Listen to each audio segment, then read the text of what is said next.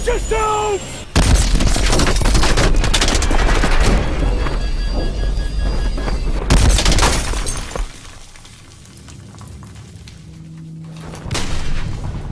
Hi there, it's Senior Editor Kevin Van Ord standing in for reviewer Miguel Concepcion to tell you about Call of Duty Advanced Warfare. What an opening! Call of Duty Advanced Warfare establishes the tone of its campaign early on, with big-budget bravado and a futuristic version of Seoul, South Korea. It's an explosive intro that kicks off the wartime journey of protagonist Jack Mitchell, and soon involves a military contractor head named Jonathan Irons, who is played by an immediately recognizable Kevin Spacey. Mitchell's tours offer a smattering of memorable missions, including a fast-paced manhunt through Santorini and several pulse-quickening escape sequences. Aside from the positively imaginative two-chapter kickoff, the one mission that leaves a lasting impression is a tense stealth op that prominently features a grappling hook.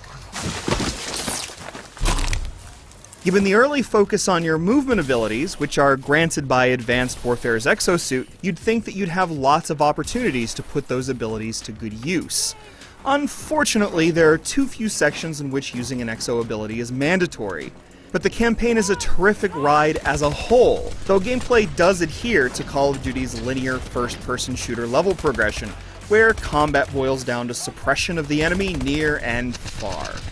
Luckily, there are a few levels that aspire to the wide maps of the two latest Crysis games. It's there that you get to experiment with new routes and jump and slide around courtesy of the exosuit. Gameplay variety also arrives by way of scoped firearms with see-through walls technology, and a riveting sequence involving a jet ski with diving capabilities. All of this futuristic tech and atmosphere is accompanied by a predictable script that looks to the past for all the bad guy one-liners and cliched cartoon dramatics it can muster. Today, you are afraid. You are afraid because you have been woken from your sleep. In any case, you've seen these settings before. The passages of a naval ship, the obligatory bridge chapter, and so forth. Luckily, the action movie thrills are still frequent enough to get your pulse pounding. The campaign may not put the exosuit to frequent use, but you can bet your online competition will. You never forget your first death at the hands of an online opponent who outmaneuvered you with a mid-air strafe double jump combo. The moment you witness such a move is the moment you want to learn it. It's one thing to instantly see the benefits of a power slide or a double jump. It's another to apply these abilities in useful and practical ways. With great abilities come expanded loadout options. The Pick-10 system that worked so well for Call of Duty Black Ops 2 has appropriately expanded to 13 picks. Combat arenas don't change based on match type.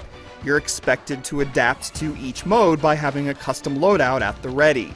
A self-tailored speed-based loadout is crucial for the new point-based uplink mode. This mode takes much of its inspiration from end-to-end goal-scoring sports like basketball and soccer, but it isn't just a throwaway novelty, but a hotbed of intense competition.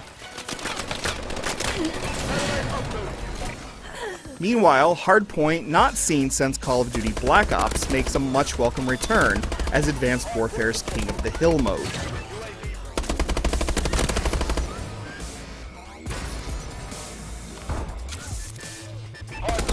Progressing and obtaining rewards in Advanced Warfare's multiplayer is a layered experience.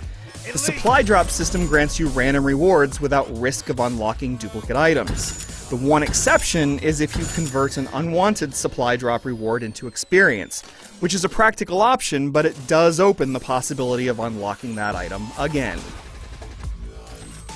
In contrast to the catastrophes you can trigger in Call of Duty Ghosts, Advanced Warfare's dynamic events are entirely anticlimactic.